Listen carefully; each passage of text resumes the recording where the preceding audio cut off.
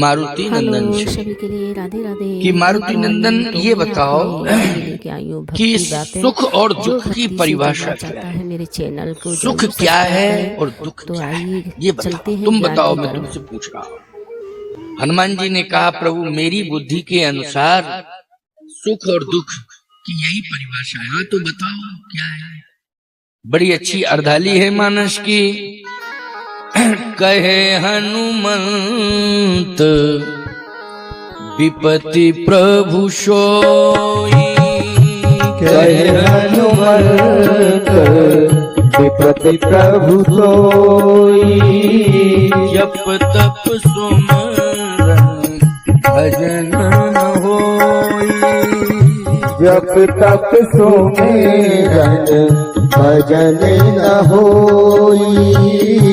कहे हनुमंत विपत्ति प्रभु सोई, कहे हनुमंत विपत्ति प्रभु सोई, जप तप सुमरन भजन न होई। आपके नाम की विस्मृति ही सबसे बड़ी विपत्ति है, यही सबसे बड़ा दुख है।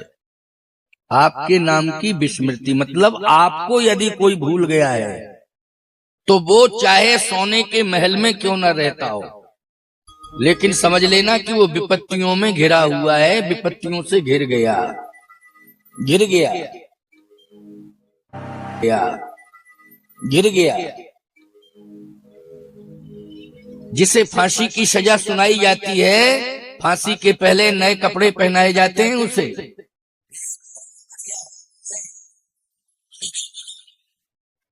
पहनाए जाते हैं कि नहीं पहनाए जाते हैं। चाहे मिठाई खिला दो, चाहे नए कपड़े पहना दो, चाहे कुछ भी उसे दे दो, कुछ भी इच्छा की पूर्ति कर दो, लेकिन लगेगी तो फांसी।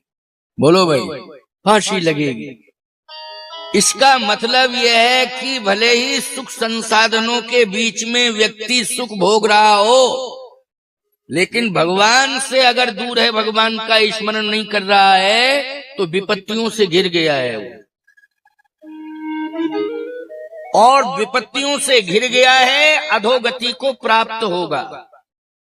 किसको प्राप्त होगा? अधोगति को प्राप्त होगा। उसे मरने के बाद भटकना पड़ेगा, भटकना पड़ेगा। तो ऐसी भूल कभी करना नहीं चाहिए, क्योंकि भगवान भाव का भूखा है, भवन का भूखा नहीं। तुमने कितना ही बड़ा वैभव तैयार कर लिया हो, भगवान कहते हैं ये तेरा भाग्य है, तेरा भाग्य है, तेरे भाग्य से तुझे मिल गया, लेकिन मुझे उसकी आवश्यकता नहीं है, मुझे तो तेरे भाव की आवश्यकता है। भाववश भगवान सुख निधान करुणायन, तज ममता मदमान भजिए सदा सीतारमण। हनुमान जी ने कहा मैं तो इतना ही जानता हूं प्रभु, आपको जिसने भुला दिया वही है विपत्ति, और आपका स्मरण सदा जो कर रहा है, समझ लेना संसार के लोगों, हनुमान जी का मत है, कह रहे प्रभु वही सबसे बड़ी संपत्ति है। जितना स्मरण आपके नाम का लोगों ने कर लिया, आपके नाम का जप कर लिया है, ये सबसे बड़ी संपत्ति है उसकी, और आपके नाम की विस्मृति ये सबसे बड़ी विपत्ति है। तो सुख और दुख की यही व्याख्या है कि भगवान के हो जाओ तो समझ लेना कि सुख है, और भगवान से दूर हो जाओगे तो समझ लेना दुख ही दुख है। दुख का एहसास भले ही ना हो, लेकिन दुख है। भोजन जितना तरल, पके हुए पकवान खाने में स्वादिष्ट लगते हैं, उतने ही रात्रि में परेशानी देते हैं वो। बोलो भाई, देते हैं कि नहीं देते हैं? खाने में तो बड़े स्वादिष्ट लगते हैं, बहुत बढ़िया लगते हैं, और कहते वाह आज तो बहुत ही आनंद मिल गया, लेकिन रात्रि आराम से व्यतीत हो जाए आपकी, ये कोई गारंटी नहीं है। क्योंकि वो सारे व्यंजन परेशानी के कारण बनेंगे। लेकिन ये गारंटी के साथ कह रहा हूं कि दाल रोटी दाल भात खा के सो जाओगे तो मस्ती की नींद आएगी और सुबह जो है आनंद ही आनंद महसूस हो जाएगा कि वाह हल्का शरीर हो गया, बहुत बढ़िया। क्यों? दाल भात मिल गया। आचार्य श्री राम शर्मा जी का एक कोटेशन है, बहुत बढ़िया। सादा जीवन उच्च विचार, मानव तन का यही शान। ये आयोजन भी कहीं ना कहीं गायत्री मंदिर, गायत्री शक्तिपीठ माध्यम बना है इस आयोजन में। क्यों? कथा मेरी पहली वहीं हुई थी, गायत्री माँ के प्राण प्रतिष्ठा में। क्यों? प्राण प्रतिष्ठा के समय 2007 में वहीं हुआ था ना, जो मंच बना हुआ है गांव का। पहली कथा मेरी वहीं हुई थी। गायत्री माँ माध्यम है, वेद माता है, गायत्री माँ माध्यम है। पिछले 2 साल पहले आमलखेड़ा के पास में एक कस्बा है, वहां मेरी कथा हुई थी, बिल्कुल लगा हुआ आमलखेड़ा से, जहां पर आचार्य श्री राम शर्मा जी का जन्म हुआ, आगरा के पास में। वहां हमारा प्रवचन हुआ 7 दिन तक। आमलखेड़ा गांव से भी लोग आते थे। बरहन गांव है उसका नाम, बरहन लगा हुआ है। तो मैंने ये देखा कि सेवा का कितना अच्छा भाव था उस गांव के लोगों में, कि मूसलाधार पानी वर्षा, खेत में कार्यक्रम हो रहा था, जनता बहुत जाती थी, बड़ा टेंट लगा हुआ था, कई ग्रामों के लोग आते थे। तो इतना जल वर्षा लगातार 3 दिन वर्षा, लेकिन वाटर प्रूफ पंडाल होने के कारण अब खेत में पानी भर गया।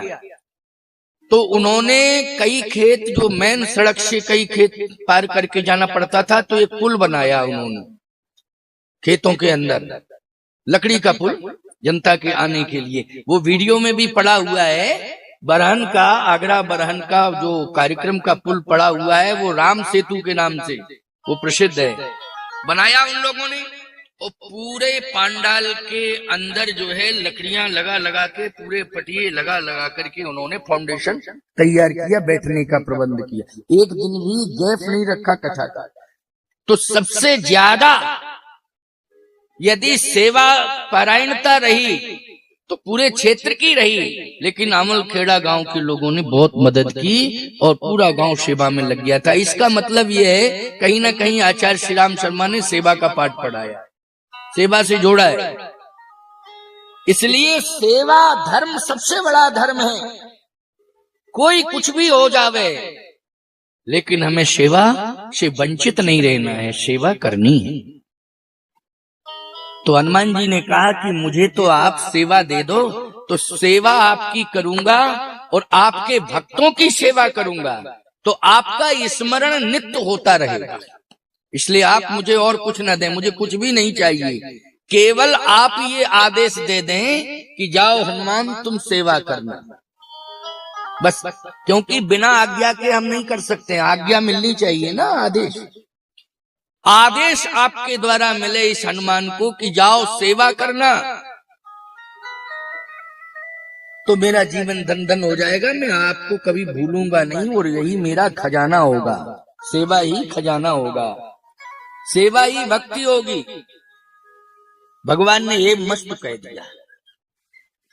जी ने लिखा है, जेहि शरीर रति राम सो सोयाद रहि सुजान, रौद्र देह तजमो बस बानर भय हनुमान, जान राम सेवा सरस समुझ कीन अनुमान।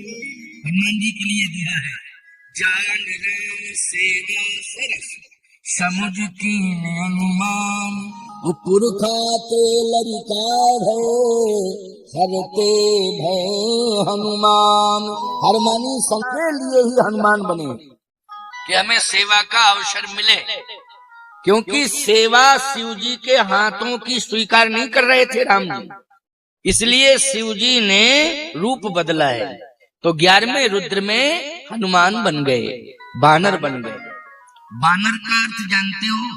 नारायण जब नर बना है तो शंकर जी